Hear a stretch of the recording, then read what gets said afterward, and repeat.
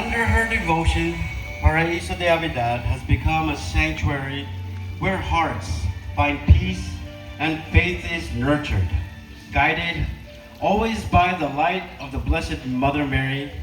Her dedication to prayer, unity, and community reflects the very essence of Marian devotion, a life of service and love echoing Our Lady's own fiat, her yes to God's will.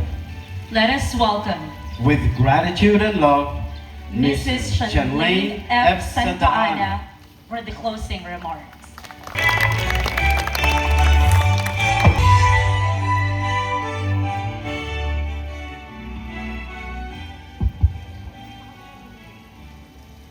A blessed day to all. Welcome to Paraiso de Avidad.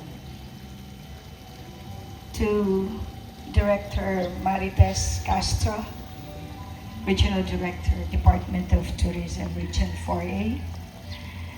To the representative, Ma'am Choi, of our San Pablo City Tourism. To our friends, the Camareros. To the family Avidad, and to all wonderful people who gathered here, friends from outside. Today, we have almost 60 numbers of images and statues of Mama Mary. These 60 images are not idols for us. They are our offerings. 60 ways of saying, Mother, we remember your journey. This is our art, our kind of art.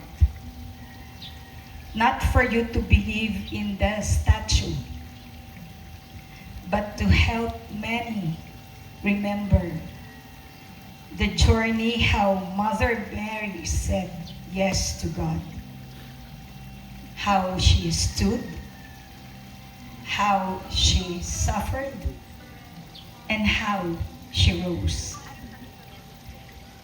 Mama Mary's life was never a stone. We, the Avidad community, feel the beat. Hawak natin ang beat. The same beat when she said yes. Her courage beating in diving into the sacrifice, standing in front of the cross, and making her life inclusive to those who need salvation. The beat is an invitation. And today, we will open 60 faces of one mother. This is not only an exhibit. This is Magnificat walking. Magnificat is not only a song from 2,000 years ago. Magnificat is life. Saying yes to God, I offer my all to you. To our tourism head and to all our visitors, maybe you came here to see art, or you came here to see culture, but I pray and hope you leave this place having seen life. Before I end, if I may, I would like to pose this question to you all. When was the last time you felt peace that did not come from money? When was the last time you cried and felt clean after? With an answer here. This is why we think we have to do this. Marian exhibit is not simply important because it is beautiful. It is important because it is healing.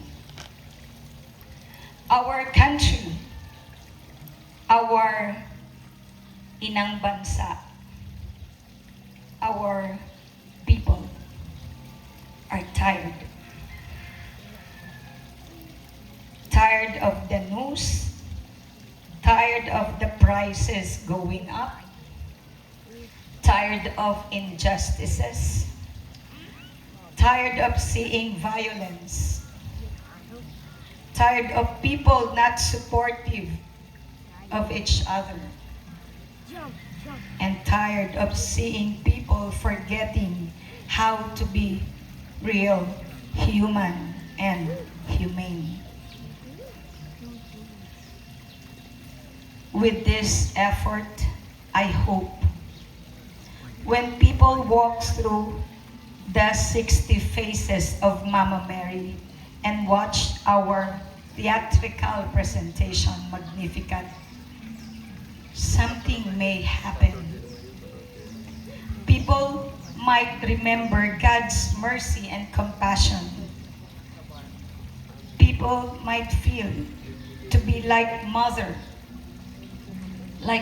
Mary, caring and nurturing her tired and weary children.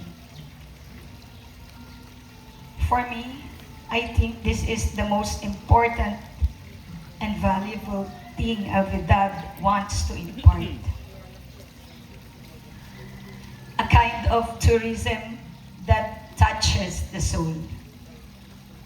Beaches make people tan. Festivals make people dance.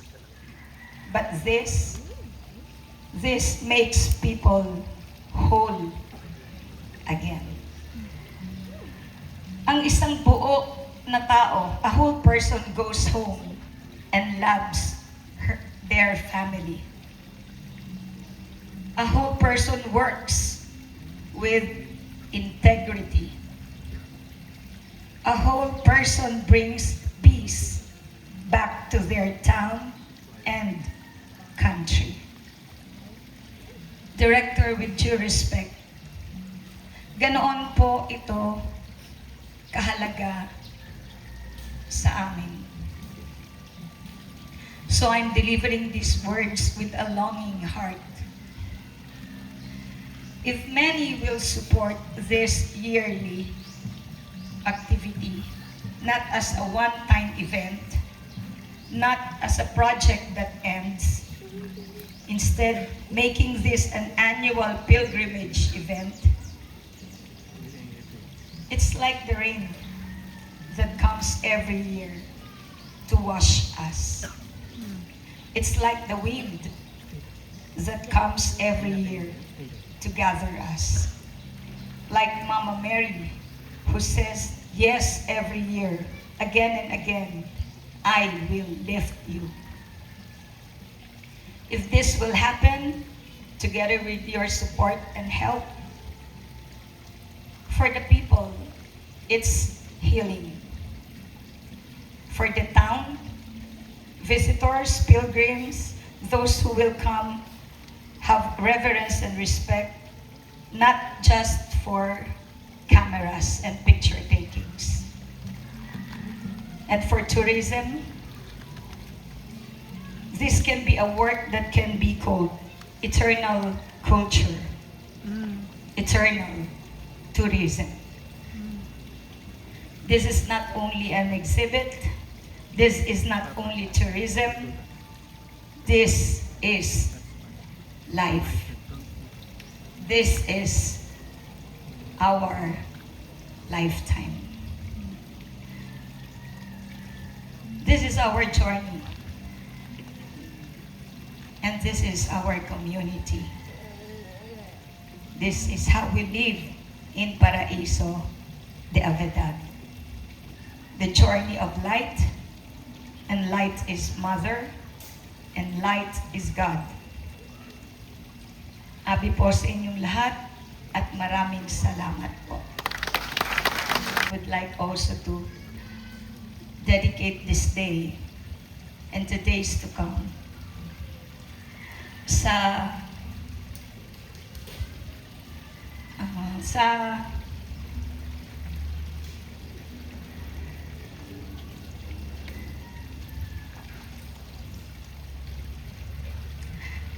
pasensya na po kayo.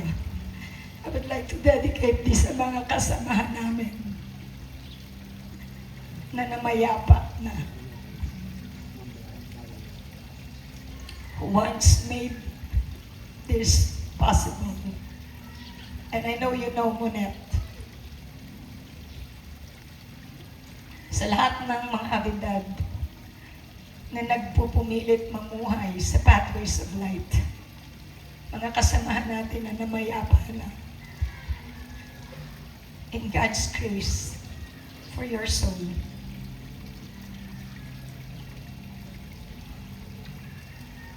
find peace and the light be with you. Thank you po, God. Thank you all.